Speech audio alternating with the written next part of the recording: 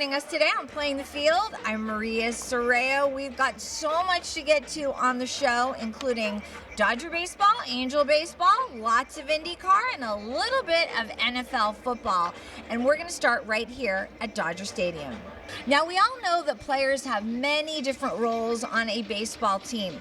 I caught up with one who you might call Dave Roberts' right-hand man. Miguel Rojas is on his second go-around with the Dodgers. I sat down with him where he tells us about his very special new role. How has spring training been going so far?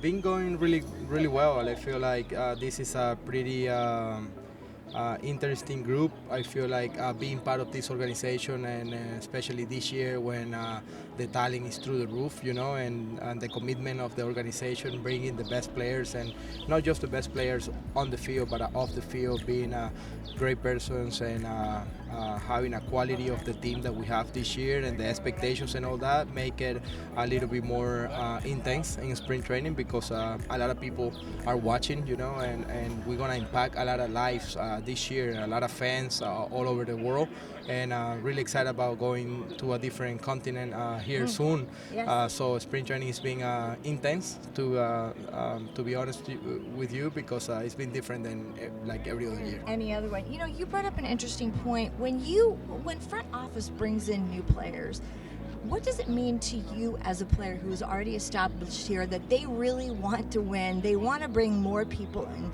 to make that happen. Yeah, I mean, it's important for us to recognize who we are as an organization and as a team. We are the Dodgers, and everybody's gonna want to beat us. Because all the sacrifice and the commitment that the organization have to win and to be excellent.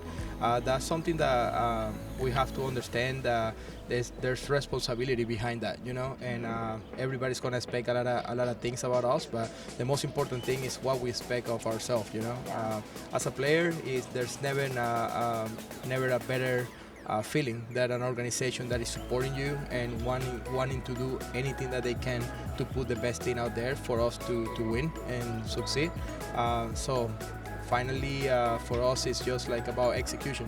It's about going out there and not winning just games during the regular season, but going to the postseason and trying to get it done in that stage as well. For you started with the Dodgers. You left, played elsewhere, came back to the Dodgers, and now you've taken a leadership role, and Doc has talked about that. I know he's so comfortable with you. You have such a good relationship with him. How did that build? Yeah, that relationship built last year. Actually, when I got traded, he was one of the first person that gave me a call, to talk to me about how was my injury at the time. I just got surgery. He really cares about the person, Yes. and that's something that I care about. When I got here in spring training, we started building that relationship that I just want to make him comfortable going to me if he needs to, send a message or something like that to the guys. Not always gotta be a coach that send a message to the players. And I take pride of being an extension of a manager out there, not just on the field but in the locker room as well.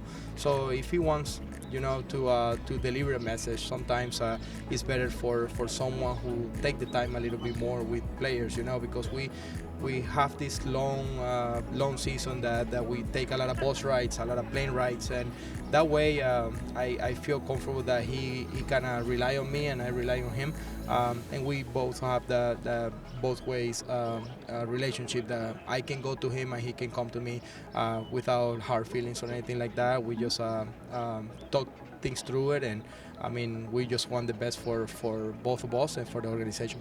A lot of guys, it takes a long time to get to that place. Is that just growth for you, having played for so long? I think a lot of the players who took me under the wing when I was growing up in the game of baseball, especially starting here with Adrian Gonzalez. I got guys like him and others that kind of helped me build my character. And then when I went to Miami, I followed the path of Martin Prado. He always was my role model in baseball. I want to be that kind of player, who kind of started playing everywhere, and then he made his way to be the everyday player with the Atlanta Braves. He was a really, really good player for a long time, and that's what I wanted to be. And I'm proud that I can show him now, Martina, I'm here, 11 years later, still playing in the big league. So I think, I wanted to be that guy. I wanted to be a leader, but for sure, I watch a lot of people in front of me doing it, and I respect that. And you know what? You're not only a leader, but you have spent no time in the off season. You played all through the off season. Tell us about that. Yeah, I mean, going to Venezuela and playing in front of my family, in front of my fans, and the people who watch me grow up in the game of baseball is pretty special. And being able to call our team a champion now, and being able to contribute with them for them to kind of put away this long time without winning a championship, it was a good feeling. I mean, I love the game of baseball, and I know the end is gonna come sooner than the beginning of my career. So I want to enjoy every little moment that I can play baseball, and I mean, I'm pretty sure I'll be resting here like in 3 or 4 years. I don't know. Yeah, you have a while to go. What was that like for your family to see you play? Yeah, I mean, it means a lot, especially because my father can watch me play in the United States, and being over there every day with them, like having the opportunity to spend time with my brother, with my sister. They can come to the ballpark. I can actually give them a tour in the clubhouse. They feel so comfortable there with me. Traveling all over my country, which is a nice thing as well, because I mean, we're so used to like longer seasons here, off-season workouts and all that. When I got to be in Venezuela, I got to spend time with the people that I grew up with, and it was pretty special. And we'll have a little bit more with the Dodgers a little later in the show. Now we're going to switch to the Angels, and I know it was a crushing blow to hear that Mike Trout will be out for a while with his knee injury, but we're wishing him a very speedy recovery to get back on the field soon. But you know who is back on the field at the Los Angeles Angels? None other than former player Torrey Hunter. He is now a special assistant to the general manager, and he is going to be excellent to help all of the young players. I caught up with number 48 at the stadium. What do you remember most about those days when he had just came into the locker room and, was excited about, learning from you? Oh, man, I mean, he asked so many questions, man. I mean, a lot of great players, great people in different aspects of life, or whatever business it may be. Most of the people that do great things, they ask a lot of questions. They don't think they know it all. They know they don't know it all, and they just ask questions and get it from guys or ladies that have been there before. And Trout is one of those young kids when he was younger, young guys, and all he did was ask me questions of all the things that I've been through and failed at and made adjustments on. I know it's exciting to be back here with the Angels, and I know you were in spring training doing some work. Tell us about that. Well, I'm excited to be here, man. I'm here for the players and coaches if they need me as well, and we talk about the game, things I might see in the game, and most of the time when players are going through something, it could be something off the field. It's always between the ears. It's never really your physical ability; it's more mental. So if you got something going on off the field, if you're tired from traveling or whatever it may be, I've been in all those situations and made some adjustments. So if I can be there for them, that's what it's all about. And then finally, what have you been doing hanging out in Texas? Man, I don't know what I was thinking about getting into the business world, but it's a lot of fun, man. It's a lot of fun when you can create jobs and people have food, shelter, and clothing, and you have a big key part in doing that. And well, you've got your restaurants. Tell us about that. I have restaurants called Tender Smokehouse in Frisco, Texas, Salina, Texas, Little Elm, and Arbery. We got 2 more coming in the next year and a half. So whenever you're in the North Dallas Metroplex, look up Tender Smokehouse. It's pretty good barbecue and great customer service. Well, absolutely. Not to mention that, but the All-Star Game is coming to Dallas area this year, so you'll be busy. Yeah, it's going to be a lot of fun, man. We have a lot of people coming to town. We got Griffey. We got a lot of different players. We're going to have a top golf event in the Colony, Texas at Top Golf, and we're going to have an event with Still Got Game Foundation, and it's going to be a lot of fun. A lot of guys are going to be hitting balls. We're going to have good food and a lot of laughs. It's going to be a lot of fun.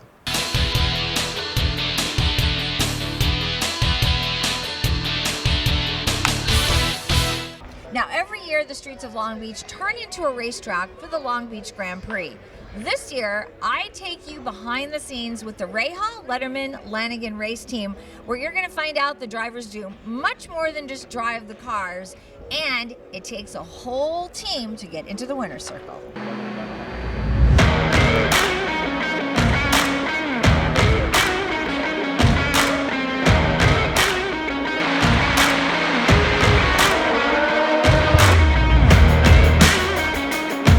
Years you have had different engineers. Obviously, I wanted to kind of talk about the relationship between different parts of your team. You know, obviously with an owner, one's your dad, one's David Letterman, one is Mike Lanigan. Mike, you've known him for a really long time. Tell me about the beginning days with him first. Yeah, I started with Mike in 2006. You know, he owned the team that I drove Formula Atlantic for. And then when I went to Champ Car, he bought into Newman Haas, became Newman Haas Lanigan. And then for a year there, he left Newman Haas Lanigan and went to RLL, Rahal Letterman Lanigan. And I wasn't there. I was off at Ganassi. And then I joined back with him with my dad. So I've been with Mike most of my career. And I owe Mike more than probably anybody outside of my dad. And a very close relationship with him. The Lanigan family, tremendous people, you know, very, very, very down to earth, very successful in business, and they do this because they want to win. And so that's, I think, with Mike, that's what it comes down to. Mike just wants to win, and so, you know, you can't argue with that passion that he brings every single day. And when there's a question asked or when there's something challenged by him, it's only because of the good. You know, he wants to understand why, you know, we're not at the pointy end of the grid at all times. How much time does he spend with you guys? Do they get every race? How does that work? Mike is at every race.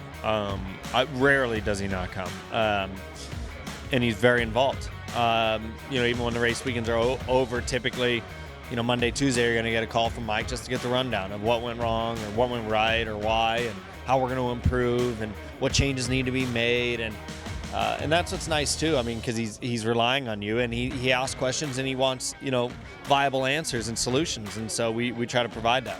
What about with your, obviously with your engineer, very important relationship. Have you've changed people over the years? How do you sort of know when to do that, and how you feel most comfortable? Well, it's interesting. So in my case, it hasn't been so much of when I felt like I needed to.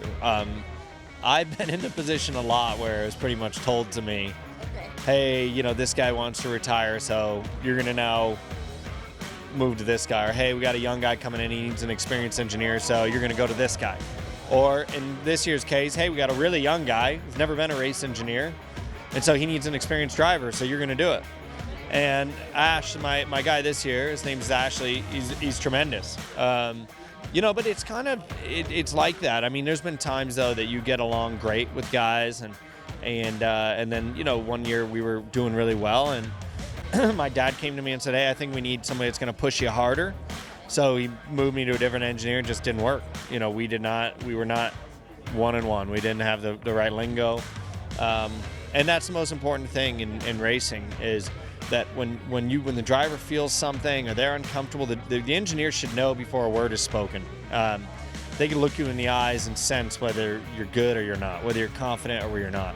And so that relationship's critical. It almost seems like a marriage to me, where you want to be able to kind of finish each other's sentences, right? Well, as Dad always said, I think it's the second most important relationship you have behind your wife, you know, and I think it's true. You know, it's a critical relationship to make sure that you're on the same page. You do have a new young driver in your group this year. What has it been like working with Mr. Fittipaldi? Pietro's great. He's a super good kid. I mean, really good kid, and there's gonna be a lot of news for him this year. New tracks, you know, new car, you know, new team, a lot of things. But he's done a wonderful job so far, and I think he's going to be great. I'm hopeful that we can help him and help further his career in a big way, and see him in IndyCar racing for a long time. Lastly, the sponsors are so very important. How long did it take you to kind of balance that time that you give them? Sponsors are the most important thing in our sport, because if you don't have sponsors, I give people this all the time. Okay, we're here in Southern California. If Miller Lite, I don't even know if they do sponsor. Let's say Miller Lite sponsors the Rams. And do you think Matthew Stafford cares? Probably not. Exactly. He might care a little if he's part of it. But what if Miller Lite doesn't sponsor? Is Matthew Stafford still have a job next year? He still has a job next year. Okay, so in our world, that's not how it works. If we don't have sponsors, we don't go race. And so the driver is almost more important than the on-track product. Representing the sponsor to the best of your capability is the most important thing. Winning is the second most important in my eyes.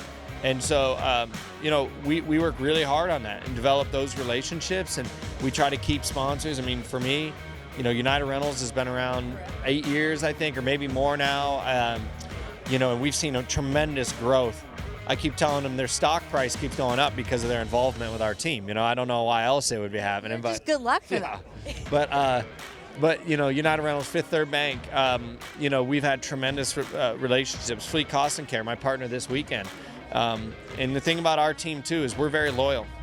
When we have that relationship, we try to keep it. We try to keep it a long time. If you go back to the old days of Team Rahal, Shell was here for 20 years. Miller was with my dad for 15, 20 years. We believe that no change is a good thing when it comes to sponsors. I mean, since I can remember, I've always wanted to race.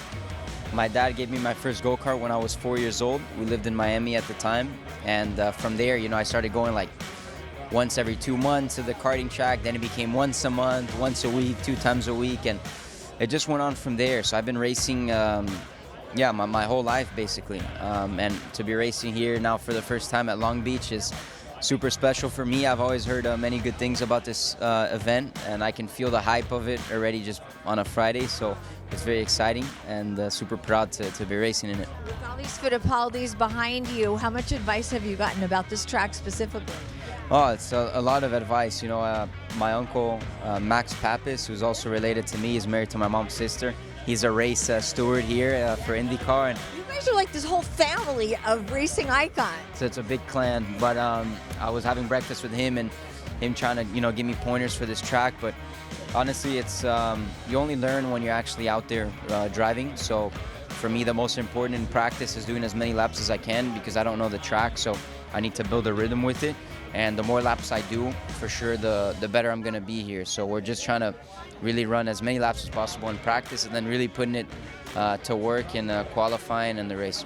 Pietro, we're also doing a story about just your relationships within your team. Tell me about your engineer, what it's been like to work with him this season. Oh, it's been great. Daniele, he came from AJ Foyt Racing last year, so he's new to the team. I'm new to the team. And to be able to work with him and Tim as well, which is our performance engineer, we have a great relationship. They know that I'm relatively new to the series. There's a lot of tracks this year that I don't know. I only know 4 out of the 16 tracks we'll race on, so a lot of these race weekends are like big learning curves. So they try to prepare me as much as possible, provide me with information that I need to, make that learning curve as short of a time as possible. And they have a lot of experience, so passing that on to me is crucial. Also, the Letterman Lanigan Rahal team has been so successful for a very long time. I know the drivers also work together to share information. What kind of information and advice have you gotten from Graham and Christian? Yeah, like for example, yesterday doing the track walk with both Christian and Graham, like Graham has done, I don't know how many races here. He's done kind of a lot of races. Yeah, I think like over 15 races here. So coming into my first time and him, being here so many times, just taking me through the corners and telling me like, listen, this corner, you can push it pretty hard in practice. This corner, not so much. Like if you make a mistake here, you can, crash pretty easily. So just giving me those pointers and where to overtake, where not to overtake. It's important, and trying to understand their approach to these race weekends as well. Because the road courses are one thing, but then you come to the street circuits and it's very different. So you have to really just let it come to you and build that rhythm with the track. When you talk about your owners, relatively 3 very famous people, what is it like to interact with them? I mean, you got David Letterman, you've got Bobby Rahal, who's a racing legend, and Mike Lanigan, who's been in this business for a very long time. What kind of interactions have you had? First having Bobby there is super important. I mean, he understands so much about racing. He has so much experience. He's a racer himself. So to have a team owner that is a racer, I think is important because he understands kind of the sometimes the frustrations as a driver, what you need to succeed from the race car and from the team. So you can relate a lot to him, and he can relate to us drivers as well. And then having, David Letterman and Mike Lanigan, who at the end they've been involved in the sport for many years, a long time, and they're both very passionate about racing. So I think the passion is something that's very important, to have the passion for motorsport, because at the end, yeah, it is a business for them, but racing, it's very hard to make it a very profitable business, so people do it for a lot of passion, and they have the passion behind it, and they have that hunger to succeed. So they're all pushing us and the team to maximize our results every weekend. I think obviously with Bobby and Mike being more engaged with the team, obviously there's a lot of conversations with them behind the scenes, and not not just for the future, but also just how's it going, where can we improve, and as late as of yesterday we had a little sit down just talking about small things that we want to improve and these things, and I think that's what it takes, and that's what's necessary to move an organization forward and for all of us to improve. But every interaction I've had with David, it's always been a blast, and it's been a laugh, and that's the personality and the human being he is. And I'm a little bit the same, so we always get very, very along. Does that sort of help to have that lightness, maybe that moment of humor with him? No, of course. I think that's how I am with my crew, and the other way around. We obviously there is a point where we need to cut it off, but I think that's the balance that we're very good at. And obviously David have been in the business for a long time, and the character and the person that he is, he understands that. Sometimes the mechanics don't quite understand it, but that's the process of it all. For you, you're used to sort of working with sponsors, finding that time. Just talk about how important that is, obviously, to be able to race. Well, without sponsors, without fans, there's no racing. The interaction with not just the sponsors, but everybody, the fans and the teams, it's crucial for us all. And I have been fortunate enough in my entire career, even going back to go-karts in Denmark, my dad helping to find sponsors and whoever has been a part of the journey to find the supporters and everything that's been needed. And it's all about giving back, one way or another. If it's marketing, if it's exposure, or if it's events or whatever it is, I'm fortunate enough to still have two investors that are behind me, and they're good people, and I've said it multiple times to them. It's we're here for the same thing, and we all, it's the passion for the sport, and it's a project that we're in together. For you, for having an engineer that you obviously have a good rapport with and relationship, what is that like? Absolutely crucial. I don't think there's anything worse than not having a great relationship with the engineer or your entire engineering staff. As soon as we start rubbing against each other and fighting, that's when it goes downhill. But we haven't had that, and I don't think we will, because I think we're all very determined and very passionate about the sport, and we have the same goal. We have the same ambition. We have the same target. Obviously, every human being works in different ways, but I think we're at the moment quite good at identifying not the faults, but the weaknesses and fixing them, going down path and navigating through. So I'm super optimistic for the season. Very good. Lastly, you have a new teammate in Pietro Fittipaldi. What has that been like, and what has he been like? Pietro is a blast. He's a great guy.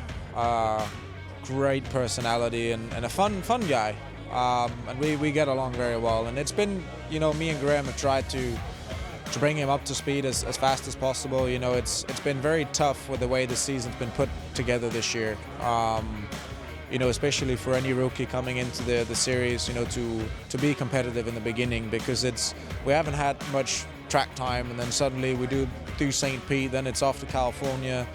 And then we do this one race, there's some few issues, and then straight into a test, and then it's the Indy Open test, and now we're here. It's just been bang, bang, bang. There's been no time to really evaluate and take it step by step. But he's done a great job, and I'm pretty confident that he'll do even better.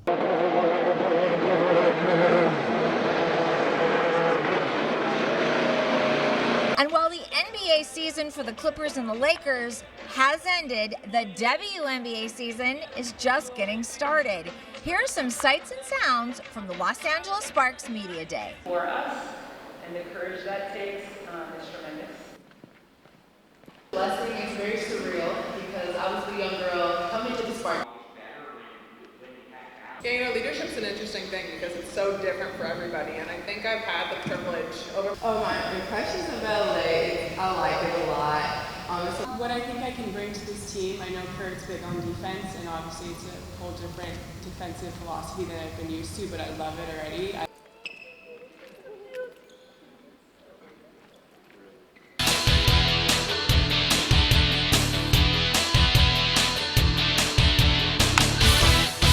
Now, it's May, and that means the NFL draft is over, and spring football is just getting started. And on our next episode, I will bring you all the latest about spring football with the Chargers and the Rams, so stay tuned for that. Now, we had some very big breaking football news yesterday that I can't wait to tell you about. So, in August, we've got all of the football camps from the Dallas Cowboys in Oxnard. They always come out every year. The Rams and the Chargers, of course, are here for their summer camp. But this year, we've got maybe 2 additions. That's the Saints. They will be in Irvine. And maybe, just maybe, the Las Vegas Raiders will be in Costa Mesa. So that means if the Raiders end up here, that's 5 camps in 3 weeks. I'm already tired. We'll be right back.